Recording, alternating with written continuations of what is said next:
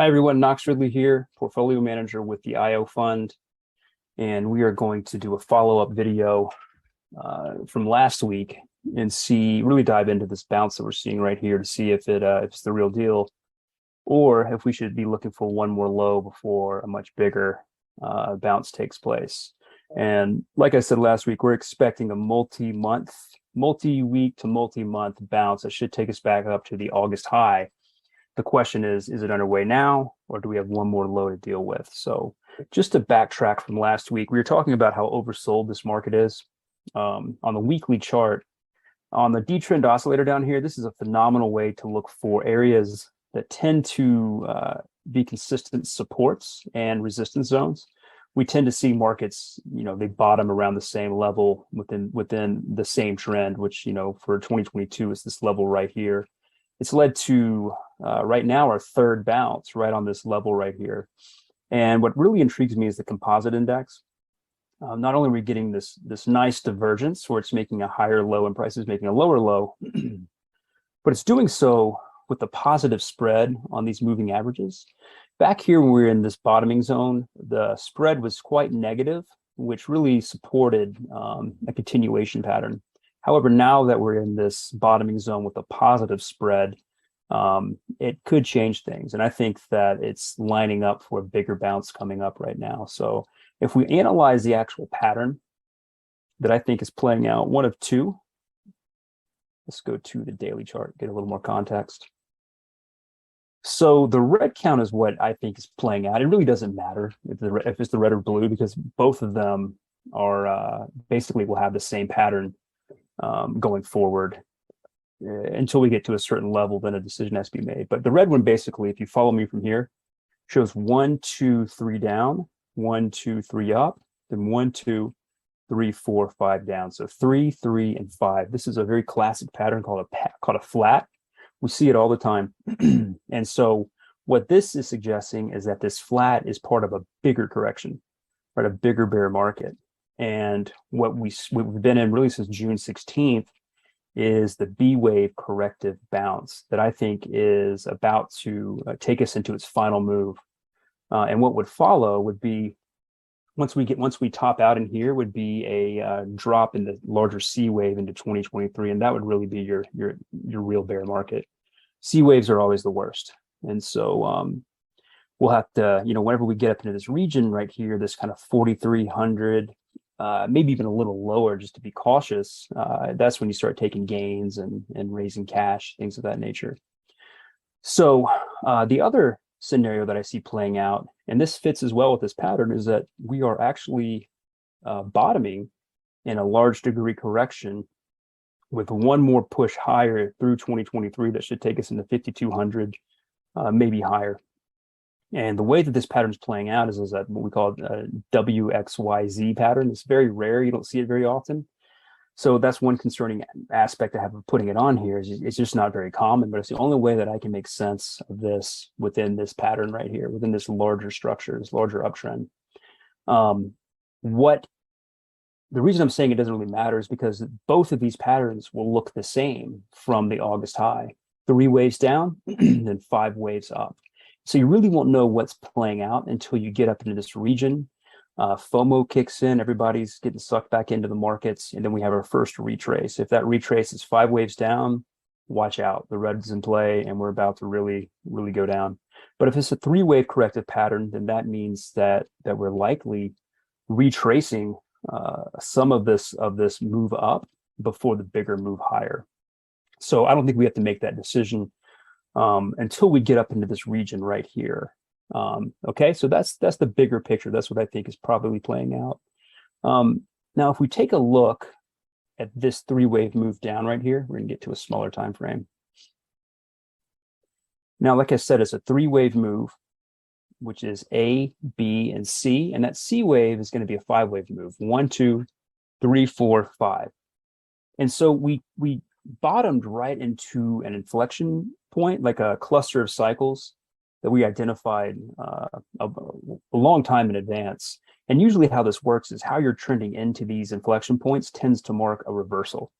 And so we basically came within, if we look at our targets, we were looking for 35, 55. We came within 17 points of it in the aftermarkets trading sessions. So we have time and price really coming together.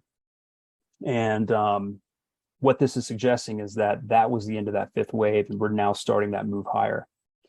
Now, the alternative path that I have is that this is a 1-2, and that was a third wave. We're in a very large fourth wave, and that we would bottom in the next inflection point, which is around October 14th, October 18th. So if we do turn down below this level, 36.70, I'd even give it 36.60. If we break below there, then we should expect another low into that region, which would be setting up our larger bounce. Either way, I think that we're coming to the end of this downtrend move in 2022. Whether we get one more low on weak volume and weak momentum, or that was it. Now, I think that was it, and this is why I think that. So remember how I said the WXYZ pattern, as well as the red count, they're going to look the same: 3 waves down, then 5 waves up. So if what we're looking for off this bounce is a 5-wave move, right? Now, if this orange count is playing out and we have one more low to go, it would be a 3-wave count or 3-wave pattern. So what this pattern is really important. And so if we take a look at it, we'll go into a 5-minute chart. This is as clean of a 5-wave pattern as I've seen in quite some time off a low. We have 1, 2, 3, 4, 5. And what's interesting is not just looking at the pattern and saying that's 5 waves, it's how the proportions play out. So the length of this first wave, whenever we measure the rest of this uptrend from the start of the third wave up, we want to see certain proportions. Like the third wave tends to top around the 161.8, 176.4, which is exactly what we got. And then the fifth wave is exactly the length of the first wave. I mean, to the dollar. It's a 100% exact extension of that first wave. And that kind of proportion is what we're looking for with 5-wave patterns. There's a very strict criteria that has to be met with a 5-wave pattern, and this meets it. And so what's following is a weight overlapping 3-wave move, which further supports that this is a 5-wave move. We have our first wave and we're in our second wave right now. And so to show you what I think is what could be playing out on this level and the levels that really matter is I have 2 scenarios that could be playing out. My primary one is the one I just showed you, the 1, 2, 3, 4, 5. It's in black. And we should finish the second wave. I'm thinking sometime tomorrow, Friday, or possibly even into Monday, where we probably hit 37.19, 37.05. We got to hold 36.70. So as long as we bottom here and then turn back up and break out above 38.08, that's the breakout move right there. The next time that we go above 38.08, you're going to see probably a gap up, heavy volume, FOMO kicks back in. My alternative scenario is that we have a 1, 2, 3, 4, 5. And this is the top of the first wave. And we have a very shallow second wave right here. Now, we tend to see shallow second waves after conditions being as oversold as we just saw. So that's not out of the question. And then what this move is a 1, 2 in this third wave. So we have a 1, 2, 1, 2 move. As long as we hold this low, this is still active. None of that matters. All that really matters is if we break out above 38.08, that's your breakout buy zone. If we break down below 36.70, 36.60, I'd even say, look for a new low into the October 15, 16, 17 timeframe. Now, the supporting markets, rates and the dollar are what really matter right now. And we talked about rates quite a bit. And I'm going to just kind of retrace a little bit of this on a larger time frame, the weekly chart. So every candle represents 1 week's worth of price data. And it's a pretty clear pattern. You see, we have 1, 2, 3, 1, 2, 3, 1, 2, 3, 4, 5. It's a flat. Same corrective patterns we're potentially seeing playing out in the S&P 500. Very classic, very standard. And the fifth wave right here, as we said, is on lower volume and also lower momentum. So it's a pretty standard 5-wave pattern playing out. And this is suggesting that we're coming to the end of this large corrective move. And what I do like seeing is we're finding those support zones on our indicators. We still have a bullish spread on the composite index. So this is suggesting that the selling pressure is fading and it's about to rotate up. And one thing I also like, this D-trend oscillator, is that if you go back to the last crash low, which I would say is probably 2013, here's your extreme reading. And this level has been used as support throughout a lot of downtrends, and it's being used right now. One thing I like about this is we made a new extreme right here, a new extreme reading, and we're finding support on that prior crash low. And we see this pattern play out when new uptrends are developing. So far, this looks like it's ready to roll back over. And, you know, the higher bonds go, the lower rates go, which is going to help out equities, specifically growth. But I'd be looking for TLT to go up to 108 for confirmation. What really matters is the US dollar. And the US dollar has been acting like a wrecking ball through global markets. And just to break it down for you, I'll give you a visual right here. But just to set the stage, as the Fed raises rates, dollars become more scarce. And dollars are a big fear trade. When there's lots of uncertainty, dollars are in high demand. And so it doesn't really matter what's pushing the dollar up. What matters is that the dollar is going up, and it's going up relative to other currencies going down, right? So as the dollar goes up, the Japanese yen is going down, the euro is going down, you know, the Australian dollar is going down. And as other currencies go down, that just means the supply is getting larger. And so you have more supply chasing the same goods equals inflation. And so the US dollar is actually, its strength is actually, we say, exporting inflation across the globe. And so this is just three examples right here. Here's the yen USD pairing. So as this line is going down, the yen is getting weaker. And as it's going down, inflation is going up. You're seeing the euro compared to the US dollar going down, the same trend, inflation is going up. And even the Australian dollar, I just picked, you know, a few currencies, but it doesn't matter what you pick, the British pound, it's just pick one and you'll see the same pattern playing out across the globe. The Australian dollar is going down compared to the US dollar as inflation is going up. And so the question remains, you know, how long are these global markets going to allow the Fed to do this? What we saw with the Bank of England was a really big deal. The bond market basically said, we're not going to fund your debt anymore. And they started demanding higher yields. And with a debt-strapped nation, higher yields are not feasible. You know, I think the debt to GDP ratio in Great Britain is 97%, and the US is 122%.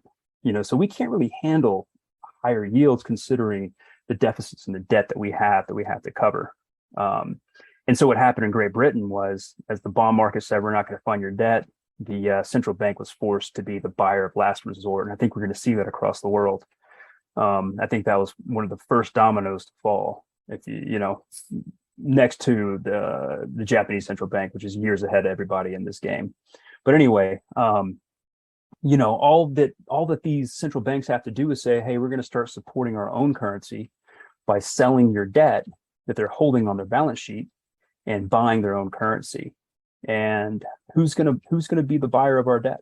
You know, if these countries aren't going to be buying, and in fact selling, there's basically going to be one buyer left, which is going to be the Federal Reserve. And so these countries really hold a lot of ammo in stopping our rate cycle. And so we'll see how this plays out. But the higher the dollar goes, the harder it is globally on the economy. And so from a price perspective, we take a look at DXY, the dollar index. You know, what we're looking for from this topping pattern, we had good follow through and we have a nice little 1, 2, 3 wave pattern. This move is a little bit too high for my liking. This fourth wave, if it is a fourth wave, really can't go above this 12.4, 12.5. Above there, the odds increase that this is not a fourth wave and that we're probably going to see a new high in the dollar. And that's going to continue to put stress on global markets, specifically equities and growth assets. What we want to see is it turn back down and make one more low, which would complete that 5-wave pattern and give us one more big piece of evidence that the dollar's put in a major top. And once the dollar puts in a top and rolls over and confirms that it's rolled over, expect equities to catch a really strong bid. So it looks like everything is lining up with rates. We just need the dollar to continue its downtrend, and then that would be lining up with the S&P 500, the big picture that we outlined right here, with the S&P 500 putting in at minimum, a nice low and taking us back up to this August high. So that's all we have for you today. If you like what you see, you can go ahead and subscribe on our YouTube channel. And also, we do a free newsletter where we go even deeper into the macro outlook as well, and specifically with tech stocks and tech trends. Thank you very much.